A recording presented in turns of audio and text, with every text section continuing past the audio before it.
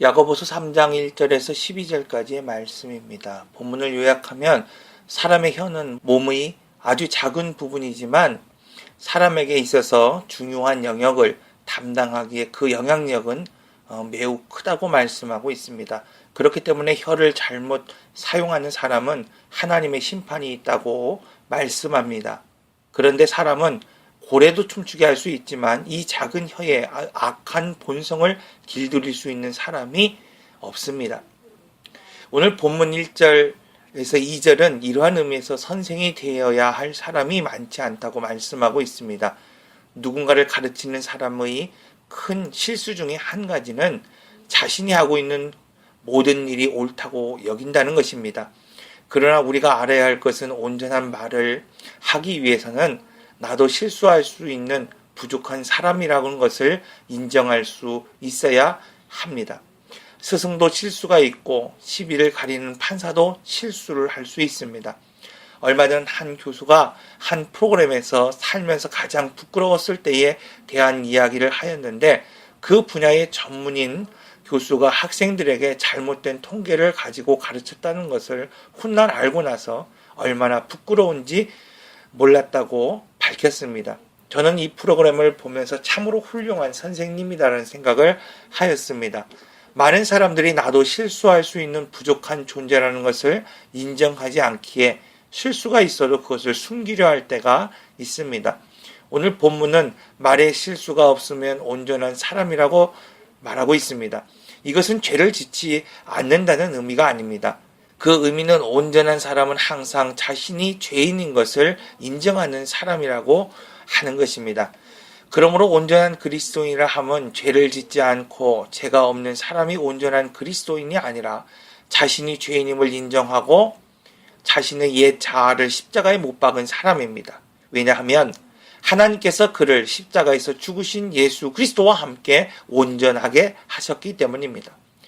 그런 의미에서 하나님은 부모로서 또 목자로서 혹은 직장과 사회에서 상사와 선생인 우리가 예수님을 먼저 믿은 자로서 언행에 있어서 버림을 받을까 두려워하며 겸손해야 한다고 말씀하고 있습니다.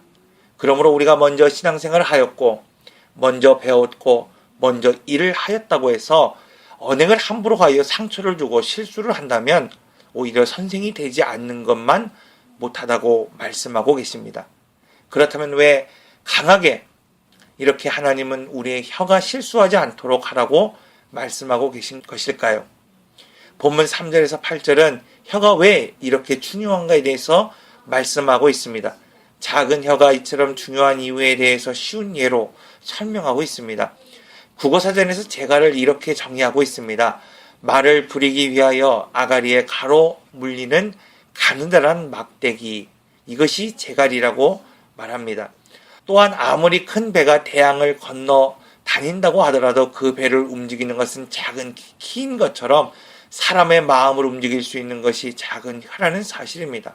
그러나 이 작지만 강한 혀는 좋은 일에만 강력한 힘을 지닌 것이 아니라 혀를 잘못 사용하였을 때는 많은 나무를 태우고 사람에게 치명적인 상처를 주는 비수와 같이 사용되기도 합니다. 그렇기 때문에 제갈을 물려 말을 길들이듯이 우리의 혀도 훈련이 필요합니다. 그런 의미에서 본문 20절에서 26절에서는 우리가 한 입으로 쓴물과 단물을 내며 한 입으로 찬송과 저주를 말하는 것을 당연히 여기지 말라고 말씀하고 있습니다.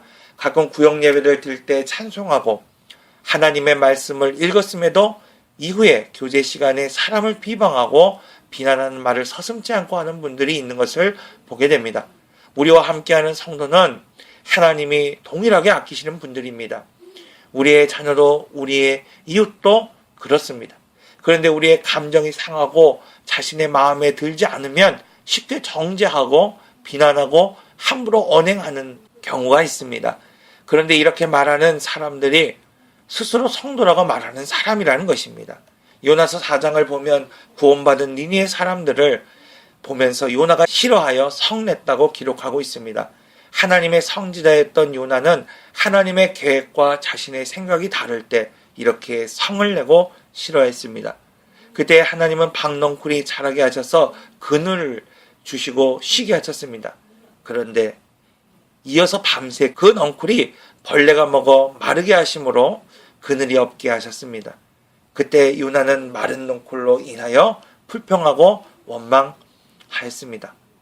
하나님은 하루아침에 자랐다가 사라진 박넝쿨도 내가 이렇게 아끼거든 하물며 수십만의 니느웨의 사람들을 내가 아끼지 아니하겠느냐고 말씀하셨습니다.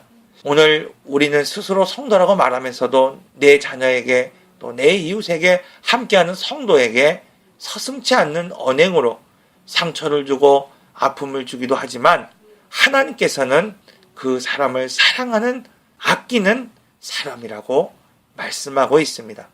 그러므로 사랑하는 성도 여러분, 오늘 우리가 살아가면서 남을 해치고 상하는 그리고 쓴물을 내는 그러한 말을 할 것이 아니라 온전한 하나님의 온전한 언행을 사용하기로 결단하는 이 새벽이 되시기를 바랍니다. 다 같이 기도하겠습니다.